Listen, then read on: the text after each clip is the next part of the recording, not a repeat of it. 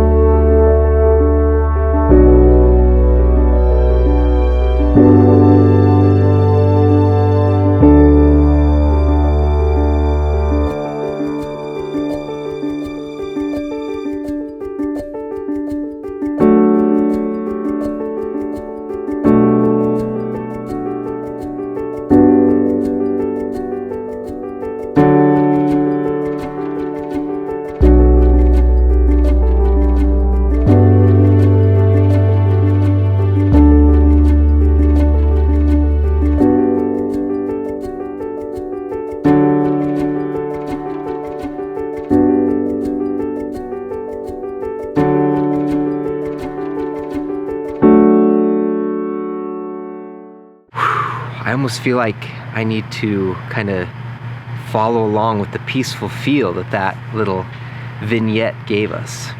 But we want to keep with the energy. So Route 66 is a 512A in American Fork Canyon at the Membrane Wall.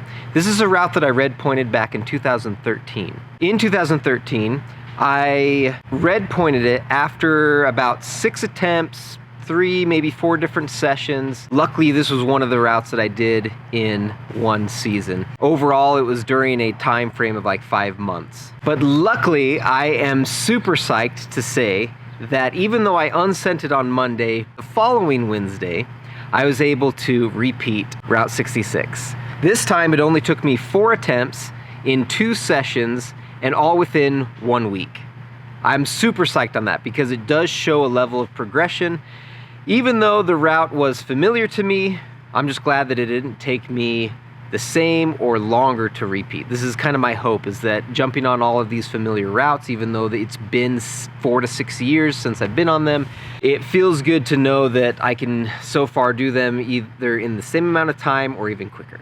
Back in 2013, I red pointed this route using beta that other people are saying is a little bit harder to do. There is a big roof, is known as like the second crux, and I would traverse the roof, and it requires you to just pretty much hug this refrigerator. But this year Tony said, hey, just go straight up, you know, clip the bolt and then kind of cut under it and then go straight through the roof. And that just was awesome. I think in 2013 I was too intimidated because going through a roof is a lot more intimidating than kind of skirting around it and traversing the lip.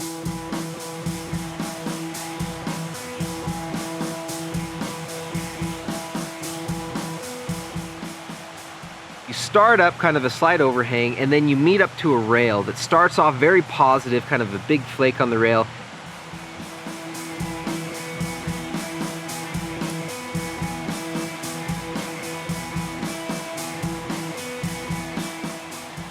But as you go up it, the holds get smaller. There's a couple pockets that you can use with your right hand, but overall you're just kind of matching, pocket matching.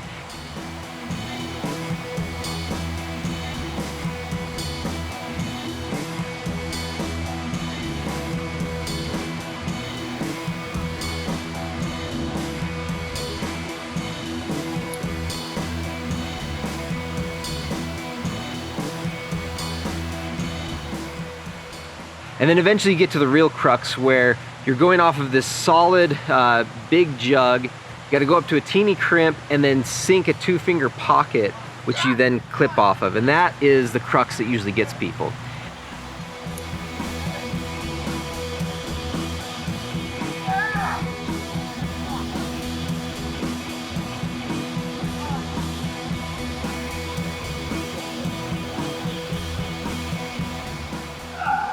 After that, you then kind of go up a bunch, kind of pull a bulge through a bunch of different jugs and pockets, and then you get to an amazing no-handed rest where you're just standing there, your back is to the wall, and you're able to sit there and just kind of get it all back in your forearms.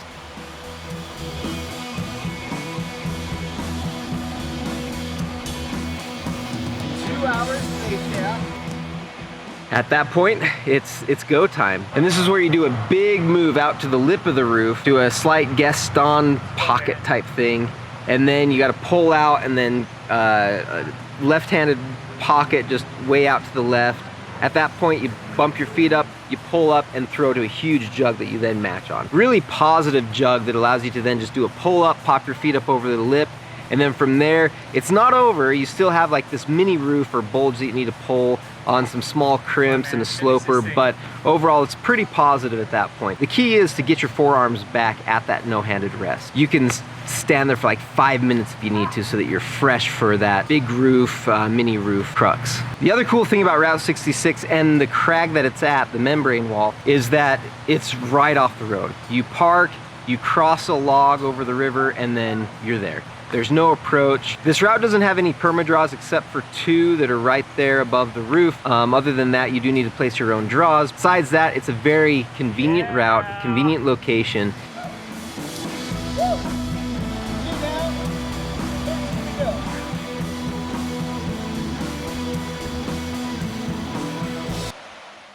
So like I said, this Unsend It project for me is a way that I can help myself see that's still within me to do these hard things. And I hope that this project is inspiring you guys as well. To whatever it is that you like to do, that you will go out there and just push yourself to see what your capabilities are.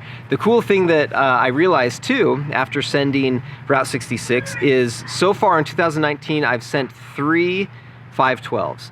And that is only the 3rd time that I've ever done that many 512s in a year. What's even cooler is that I did those 3 512s in a 20-day period. Now the closest I've ever gotten to doing that is doing 3 512s in a 29-day period. That was back in 2013, the same year that I sent Route 66. Again, I've reached another personal best doing this project. Again, there's all sorts of temptations that would make me want to just stop doing these routes and go do some new ones, but I can't because I'm committed.